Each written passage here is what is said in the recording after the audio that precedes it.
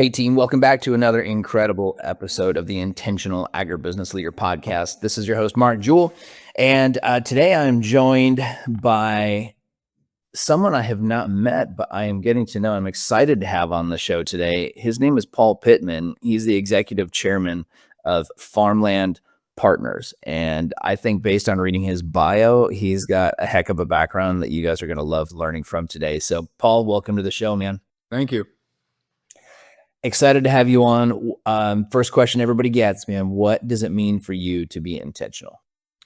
The meaning of intentional to me in terms of my life and my career is that I don't think you can plan, over a 30 or 40-year career exactly where you're going to end up. What you can do is plan how you spend every day to create the opportunities for success, and then frankly have the courage to seize them when they show up. So it's one of the sort of things that I think you ought to guide yourself by is you don't really set some life goal. You set a set of life habits that create the environment to succeed, and that's to me the key. I love it.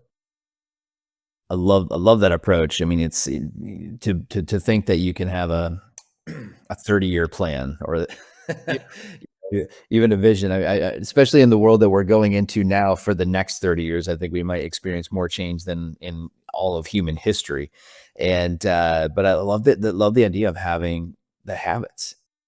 That's right. And for me, it was a set. I grew up in a sort of very middle class family, and great parents, and good foundation. I mean, I'm not a some sort of hard luck kid when I was young, but my dad was a high school teacher and owned a small farm, and that was his life.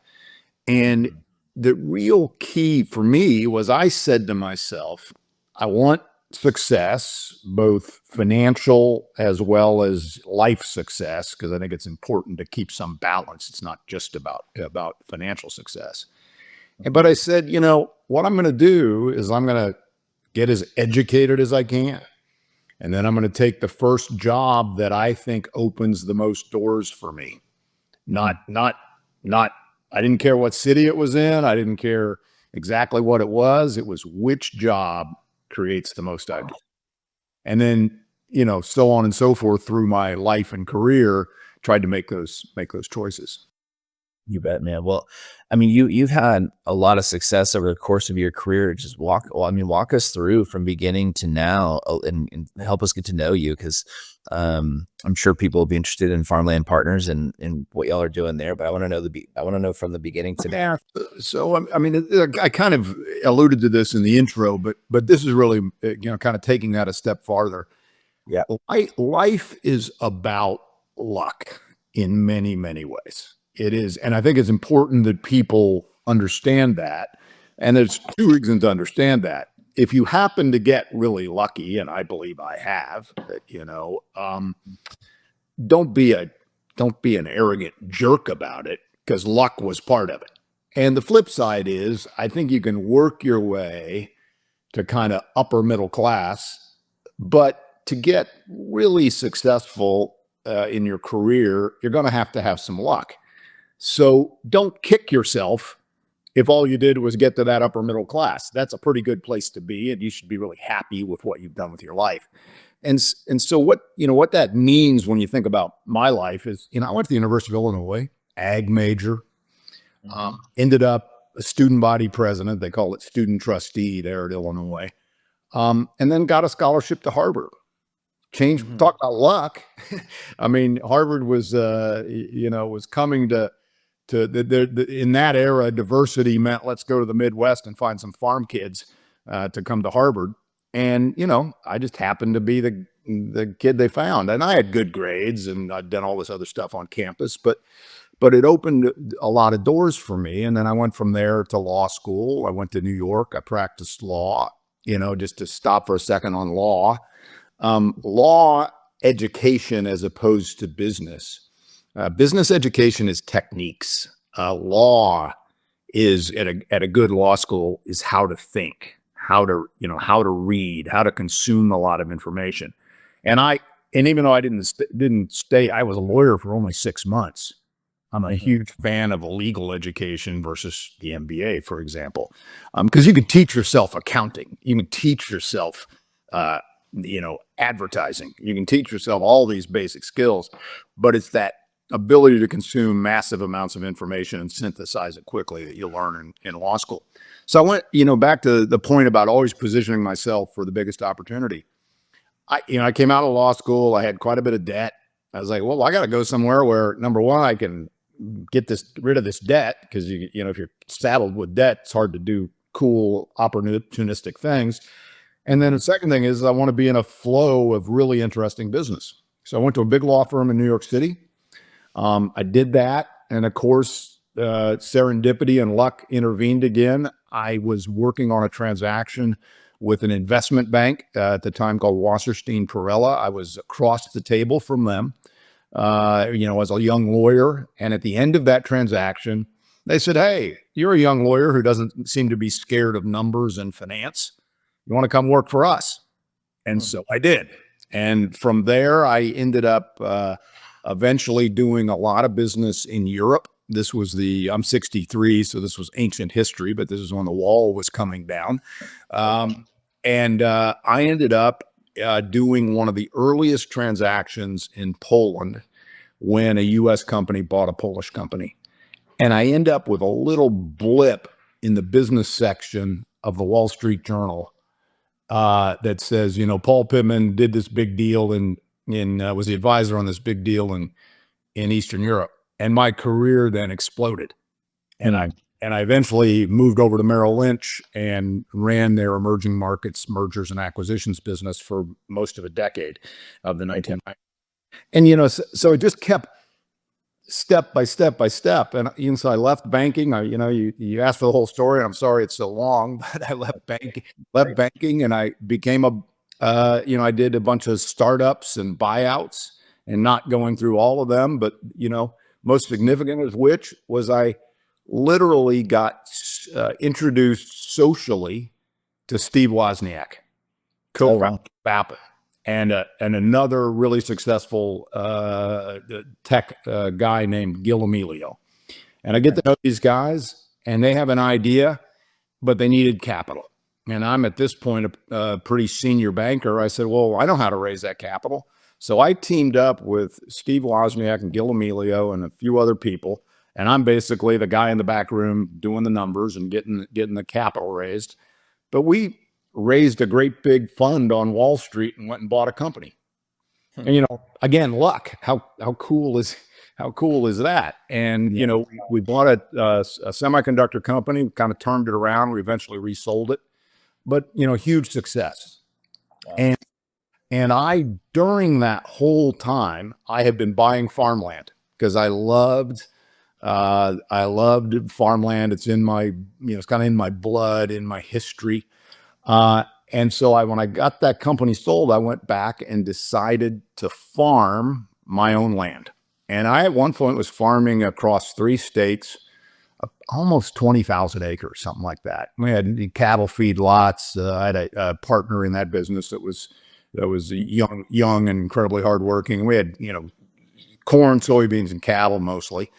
And after I'd done that for about 4 years, I realized that I was a mediocre farmer. Being a really successful farmer is hard. And I had been away from the industry at that point as a, operating farmer for 20 plus years. And to give you context, when I came out of University of Illinois and had taken a lot of crop science, glyphosate was not the primary way of weed control. Sure. And so I was dated, and it's an incredibly scientifically intensive industry, as you well understand. And so I was never going to be a super good farmer. I was always going to be a B plus. And if you're a B plus farmer, the truth is the A plus guy owns your farm eventually. And so I said, what should I do? And I realized I had all this deal experience. I knew Wall Street, and I was pretty good ag guy, but not really a great farmer.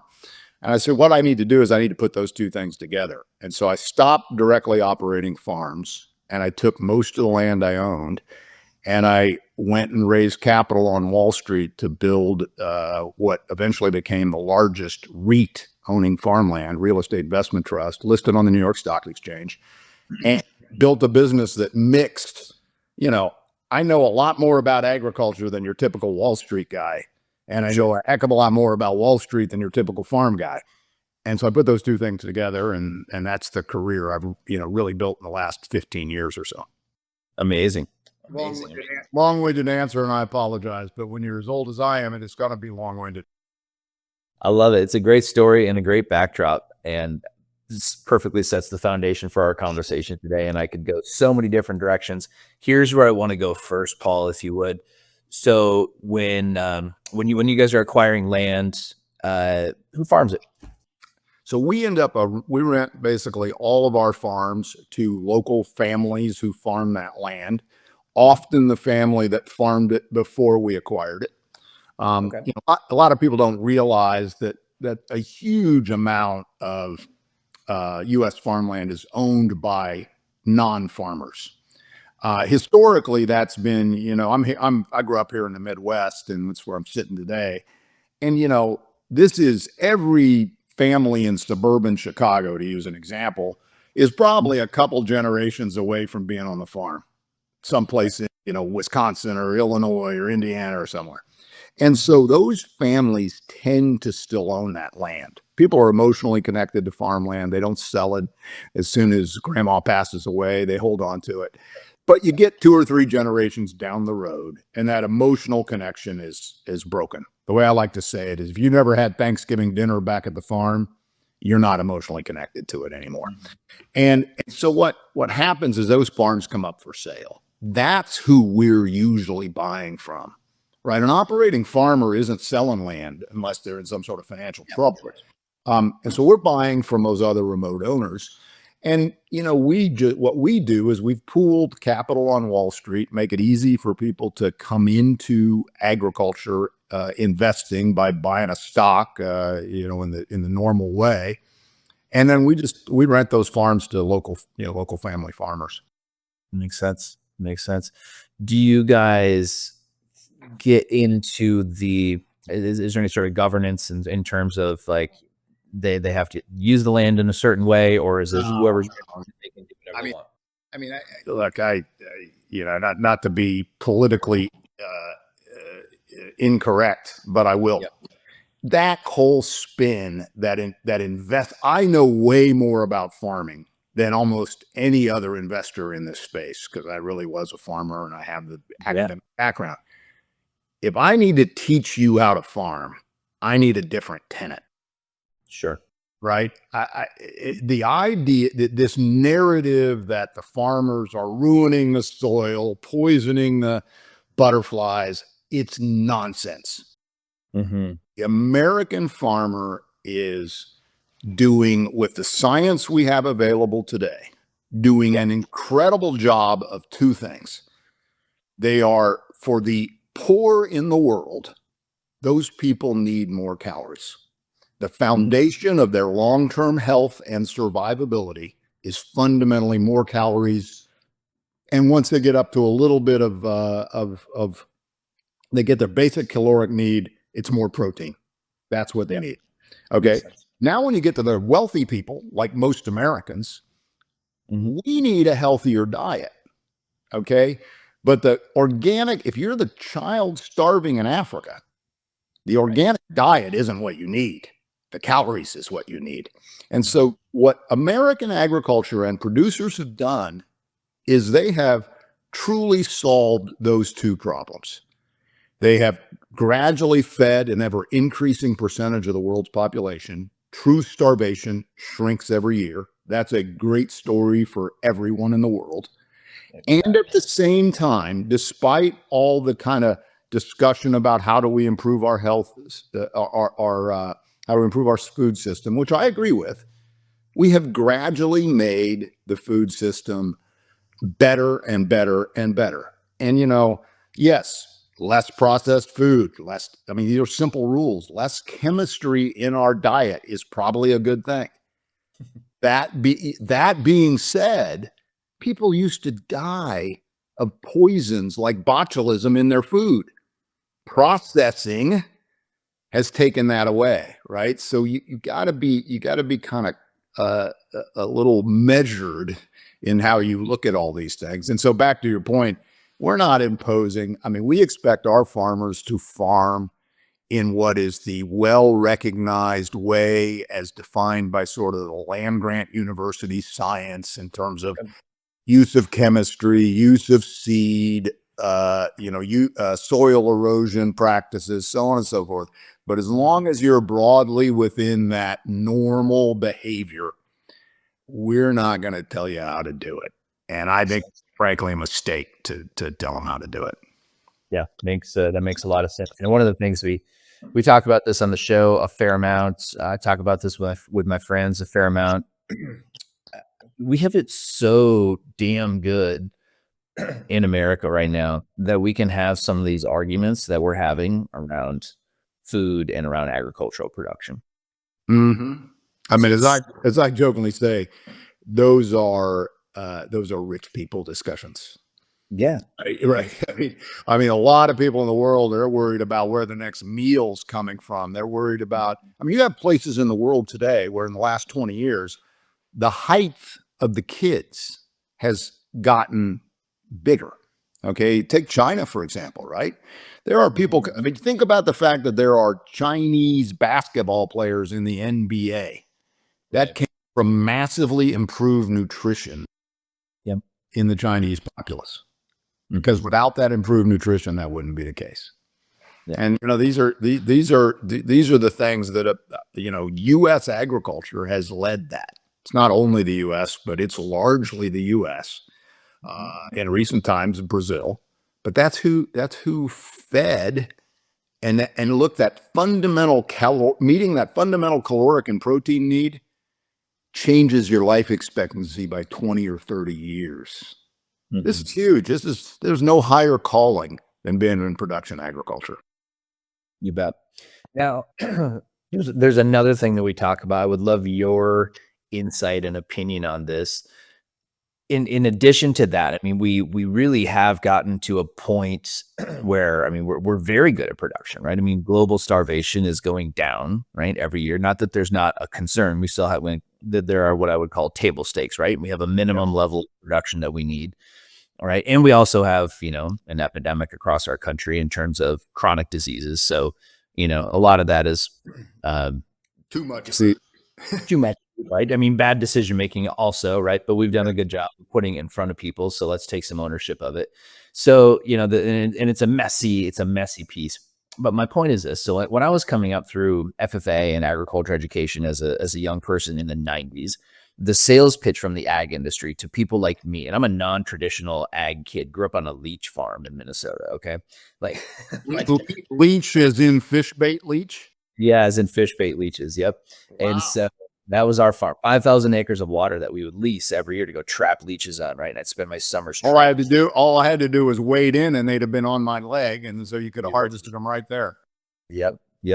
And we can go down that rabbit hole all you want. But the point is, like, I joined an ag ed class my freshman year of high school. I got into FFA. I got recruited into the industry, and I've had a great career now for 25 years doing things in and around ag. Now, what the sales pitch back in 1996, 97, 98, that kind of time frame from the industry was feeding the world, right?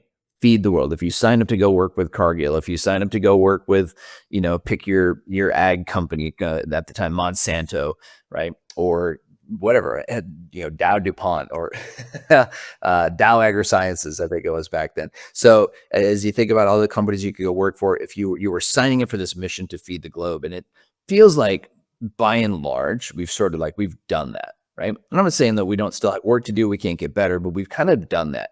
And so it seems sort of like over the last 10, 15, maybe 20 years, ag has sort of lost that North Star a little bit. and we don't have, and so this is not like, I'm just interested in your opinion. Like, where do you see, like, what is the North Star for agriculture of the next 25 years? See, I don't think we've completely lost that North Star. Back to the kind of, there's a media narrative that I think is a little bit false. But I do think that the North Star is now in the process of shifting, and it should shift. Okay. So, I alluded to this earlier, but just to kind of restate it, if you don't have your basic caloric and protein needs met, that is the goal. You got to do that. That is job one of the science and the land grant university research and the great company research behind increasing production. And we have done a great problem with that. But look, there are only really Western Europe and North America are the only two places in the world in which obesity has really become the problem. Okay. And we're overfed. I mean, we eat too much. It tastes good. It's all the things you mentioned. And there's no question about that. But we still should not forget, you get huge gains in Asia and Africa in particular by getting low cost calories and protein to those people. And those, talk about a basic human right. Nobody deserves to starve. Right. It's a complicated world, lots of different religions, lots of different cultures, but nobody deserves to starve. So that North Star is still there. And that should be a major focus of agriculture still today, of increasing productivity, therefore to be able to feed these people. But we also do need to start putting sort of a secondary star, if you will, into this. And that is about making the foods we eat healthier. Okay. So what can you be doing to vegetables, for example, to make, and again, GMO, people who are so non-GMO, that is nonsense, to be blunt. Okay. All crops that we eat are genetically modified in some way. It's either been done through hybridization over time, or, nothing. Broccoli, spinach, corn, none of it looks like it looked a million years ago. So then, when you look at things like, the second star we need to now begin to focus on as the world's getting more and more calories and protein, we need to be very focused on how do we improve the health of the rest of the society that's already well fed enough. And, for example, a lot of people are, knock GMOs, and I personally disagree pretty strongly with that. None of the modern crops that we eat are the same crops they were 100,000 or a million years ago. They've all been modified over time through hybridization. We just do it in a faster, more computer-based way now, to be honest. But it's really not a bad thing. And, give you an example. What can you be doing to fruits and vegetables to allow them to have a longer shelf life? Therefore, we get to eat more of our fruits and vegetables in a fresh form. What could you be doing to fruits and vegetables to increase, to fundamentally increase the nutritional value and the vitamins that are held in those fruits and vegetables? What can you be doing in meat to lessen cholesterol and fat levels and increase, lean protein mass levels? All of these things are going to become kind of the second North Star, if I can use a bad analogy. And that's, if you ask me, that's where probably 40% of the effort needs to be focused, and 60% still feeding, the people in the world, getting the people in the world that need to be fed a better higher caloric diet, that diet. Yeah, that makes sense. And it's where my instinct has been tracking also, is in, can we create a secondary market, or we're pretty good at creating markets. Can we create a market around nutritional quality, right? Nutritional value. We measure protein, right, in wheat and certain other things, right? So, can we follow something like that, for a for an incentive to get people growing more of that stuff? So let me focus on one example. So one of the things people do is they beat up on modern modern forms of raising chicken and eggs. Yeah. And without, drilling down too far, I want everyone to step back and think about this for a minute. Chicken is the one of the best sources of lean protein out there. And it's relatively efficient at converting starches, meaning grains, into protein. Way more efficient than cattle or pigs. And the meeting the protein needs of huge pieces of the world's population is because of the modern technology we now have behind chicken raising and egg raising. When someone gets very aggressive on trying to shut down modern chicken farming methods, I want them to think about the kid in Africa or Asia that they're letting go hungry. And they're shorting that kid on protein. You got your moral compass a little broken. Yeah. 'Cause I'm worrying about the kids more than I am the chickens. Yeah, I agree. And by the way, here's a great opportunity to plug a nonprofit that we're supportive of, and we know the people who run it. It's supported by a lot of the Elanco. Jeff Simmons from Elanco is one of the people who helped get this thing going. It's run by my friend Danny Leckie. It's a nonprofit out of Indianapolis called Hatch for Hunger. And I'd encourage you to look it up, Paul. Support these guys, but also everybody else. One of my wife and I would love to raise money for buying coolers. And so here's the thing. Here's what Hatch for Hunger does. So they work with some of these large egg and broiler producers, and their mission is to get protein into food pantries. Mm-hmm. This is what they do, and they're working with. They're identifying food deserts. They're identifying, food pantries that they can work with. You get this: there are 60,000 food pantries in America, and only 20,000 have refrigeration. So that means people who are depending upon those types of places to get food from, right? Or maybe they fall in hard times, and my family did. I remember going to the food shelf with my mom when I was a kid. So when that happens, to go in there, the only thing, the majority, 2/3 of people who are going to food pantries are only getting shelf stable foods, which aren't going to be the most healthy, right? 100%. They're going to be almost all starches. Exactly. So that's what Hatch does. Hatch for Hunger, a great organization, and that's what they're working and putting together deals between major egg producers, major poultry producers, and getting meat and eggs into. Which, by the way, are chicken is one of the foods that supersedes pretty much all world religions, right? Yes. And all palates. So it's eaten in almost every country and almost every demographic. So That's a great program. And it's interesting you say this, though. I mean, since we were kids, we've shifted away from any form of kind of canned meat, right? I mean, canned tuna, you can get canned chicken like you get canned tuna. yeah, And I remember to be honest, when I was a kid, my mom had canned chicken in the cupboard all the time. And you're making a pasta, you're making a casserole, and so it's interesting. Sometimes all progress isn't progress, because there's no question that frozen ends up with a better product in the palate, but it has to be frozen. It has to be kept cold, and obviously canned meats. right. It's still be sitting on your shelf for a couple of years, and it's still good. Can we start maybe a social challenge, Paul, to see who can create the best recipe from canned chicken or canned? Well, as long as you're putting it in as long as you're putting it in a soup or something, I don't know if you'd celebrate it. Right.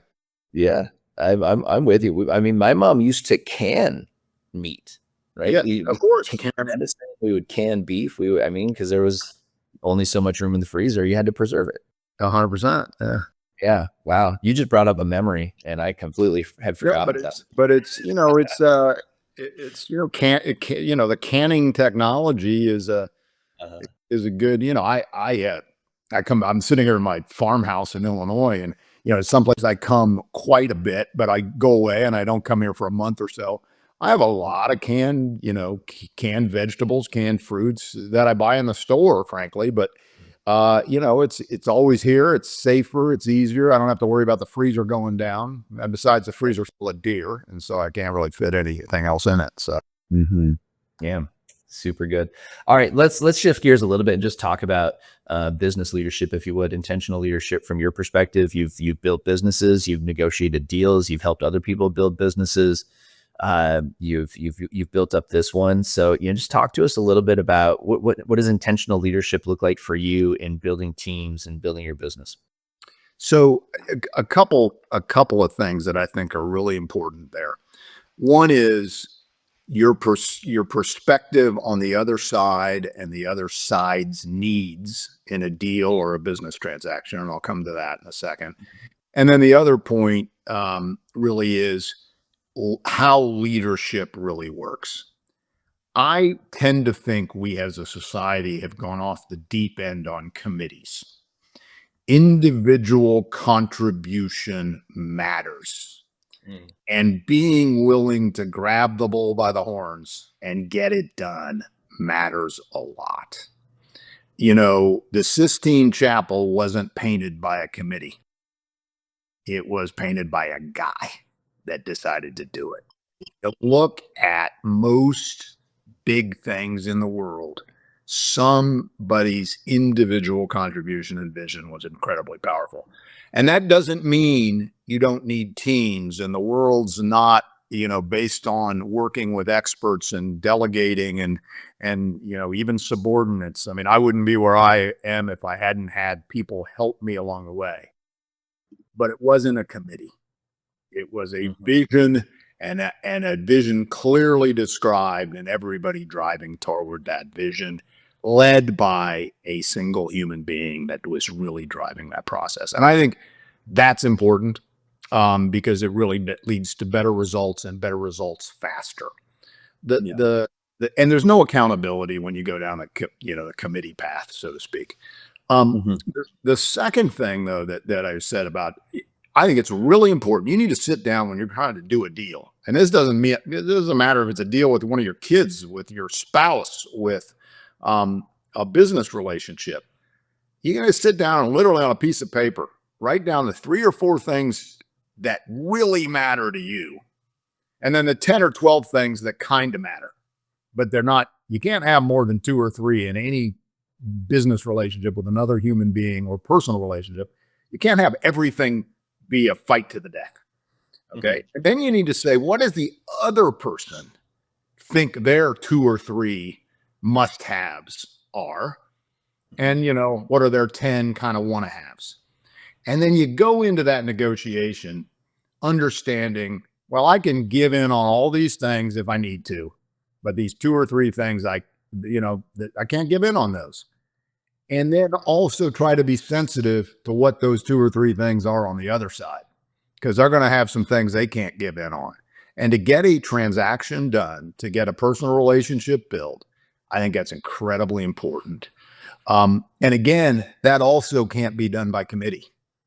That has to be done by the 2 people on each side thinking about it, because when you have a committee, everybody on the committee has their 2 or 3, and then you end up with 30 things you have to have, and you can never get that done in a business deal. Yeah. That's a great, you guys should just rewind here about 3 minutes and re-listen to the explanation. So Paul, in our business, we work with a lot of folks who are out there, selling to farmers on a day-to-day basis. A lot of people are going through our mindset program called the Thriving Leader. And it's, this is what they get beat up by, right? Is negotiation, trying to put together deals. And it's a real mental challenge for those folks that are out there doing that job sometimes, especially in this particular market that we're in today. This is going to be one that I keep telling people. I said, man, if you can make it through this, you're going to be able to make it through anything, because this is going to be one of the toughest ones of your career, and everything swings up and down. So it's going to swing around at some point. Just get ready. But how you show up now is gonna play into that. That's a good little masterclass to go back, you guys, and just listen to that just a little bit. Paul, so when it comes to when it comes down to deciding to do something or deciding not to do something, what what criteria do you use to determine whether you're going to go with option A or option B? I'm just curious, like what's your decision-making framework for folks to know from an intentional leadership standpoint? I think it's got to be you got to look at almost in a business context. You have to look at a balance between certainty Mm-hmm. and your long-term goals. Okay, and you need to always have that in mind. So if you take the easy decision always, that doesn't usually line up with your long-term goals, because your longer-term goals are harder to accomplish usually than your short-term ones. And you will find yourself meandering away from the path that you really want to be on through a series, back to my comment in the beginning about habits. A series of decisions is now taking you away from your, true goal. On the other hand, you can never let the the perfection be the enemy of good enough. And a lot of people make that mistake, right? We're all here in our work. Our work career is round numbers 40. I think of your work career as beginning sometime while you're in college. Once you get in college or soon after high school, and depending on what career path you're going down, you start to figure out, okay, here's a path I'm on, or at least hopefully you do. And you're going to go from, you go call yourself 20 and you're going until 60, 65, maybe a little longer. And you need to you don't want to sit there waiting for the perfect opportunity and you find yourself 40 years old and you still haven't got anything done.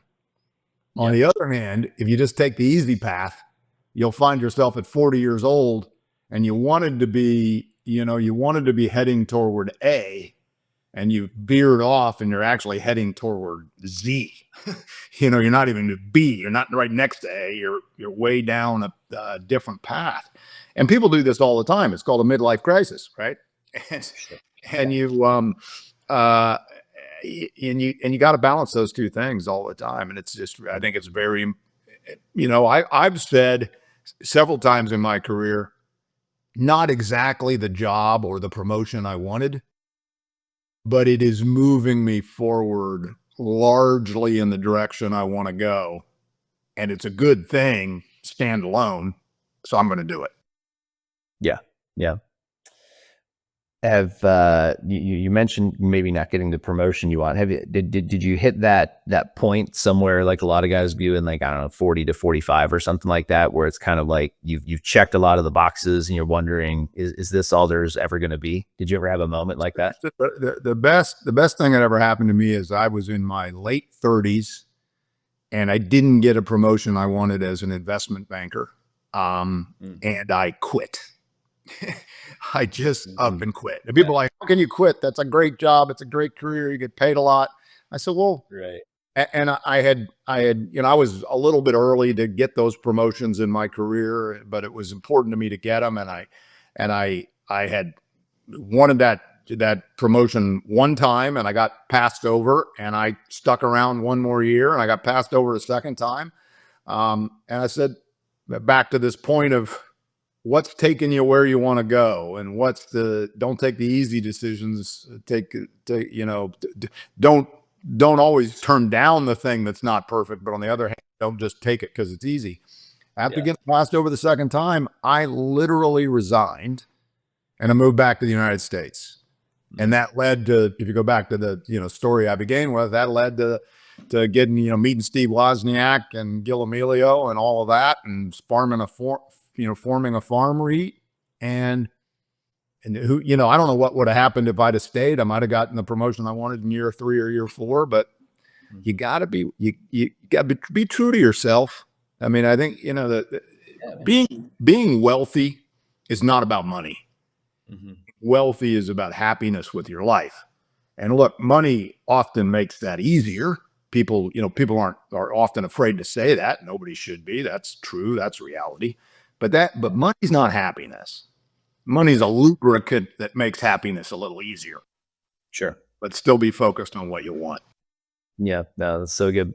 I can relate. And earlier on in my career, I interviewed for a job with the big consulting agency in the ag industry at that time for a sales role, and they decided, and we went through all the interviews, even flew into Indianapolis to their office to go, to go for the final one, and you think it's going to happen, and then it didn't. And he's like, I think you need to go get a little bit more experience. And so I did. Yeah. Like it wasn't the end of the world. It kind of stung for a minute, but man, I mean, I wouldn't trade it for the world now because for 13 years I've been doing this and it's fantastic. So I love that. You talked a little bit, you talked about the importance of luck earlier. And I do agree. I think, I mean, to an extent, like just putting yourself in the right position to be able to have options. And then when lightning strikes, like you can jump on it. What, but I sense obviously a certain drive that comes from you. So where does that drive for you come from? Um, it's well, I think I know where it comes from. My dad, I alluded to, was not a huge financially successful guy, but I don't think I know anybody that worked harder when he was in his kind of 30s, 40s, and 50s. Mhm. My dad taught school, had an interest in a small farm and a construction company on the side. And and he was also very involved in his church and a church leader and all this kind of stuff. My dad was just incredibly high energy, and that sort of fundamental work ethic was uh, powerful beyond belief. I mean, and and he was a very kind, gentle man, but also a tough love kind of guy. I went to college and I ended up getting, kind of C average my first 6 months at college. And my dad said, I don't, I'm not sending you to college to get C's. I think you need to go work in a construction job for 6 months and you'll figure out if that's the life you want or if you're going to go back to school. So I ended up hanging drywall for Mm. 6 months, which is a truly miserable and difficult job. And a lot of respect to the people who do it for their whole life, and it beats up your body.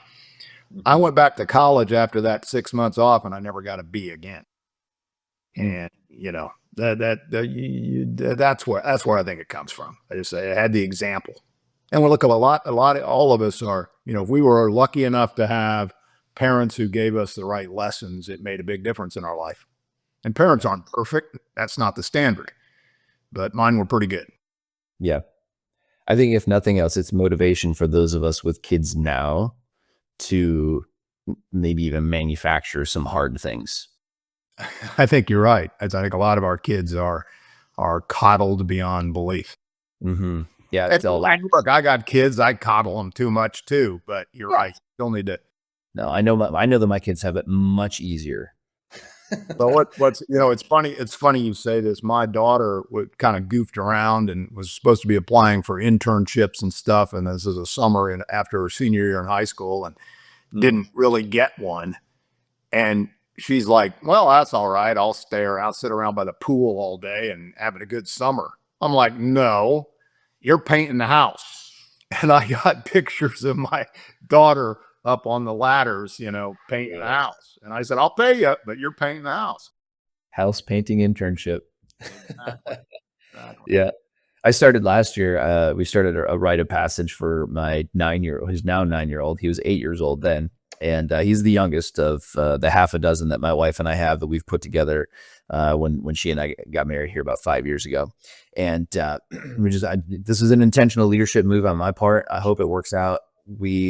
So we started hiking the Appalachian Trail from start to finish. And Wow. we're section hiking it.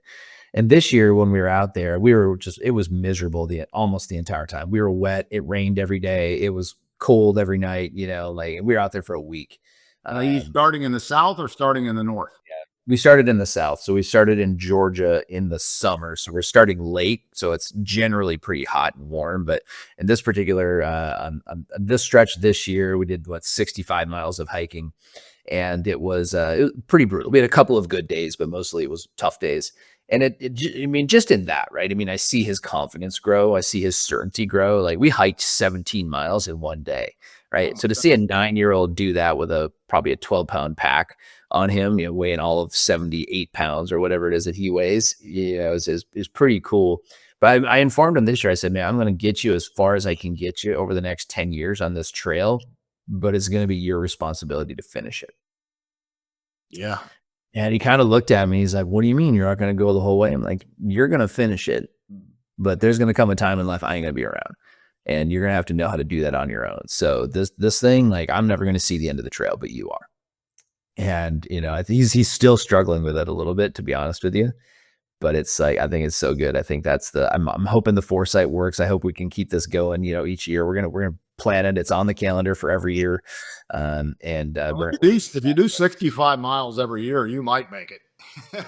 Well, I mean, we'll get it, but it's still, I mean, it's a 2,100 mile trip. We just crossed over the 100-mile mark this year. So we've got a long ways to go, but once you get out there, if you get out there and dedicate the time. So as a young man, right, as an 18 or 19-year-old, he'll hopefully have the time. He can take a month or two over a summer and go do it and finish it up. But just as an aside, one of the places I spend a lot of time is Hanover, New Hampshire. Oh, cool. And the Appalachian Trail goes right through town. And so I've done short pieces of it up there. It is really rocky and really hard when you get into the kind of, they say starting about Vermont till you get to Mount Katahdin is a different kind of hike than the southern portions because it's just rockier. And I mean, talking basketball sized rocks and just walking endlessly basketball sized rocks is hard walk. It is. It's great. Yeah, and I'm looking forward to him getting bigger so he can carry more of his own food.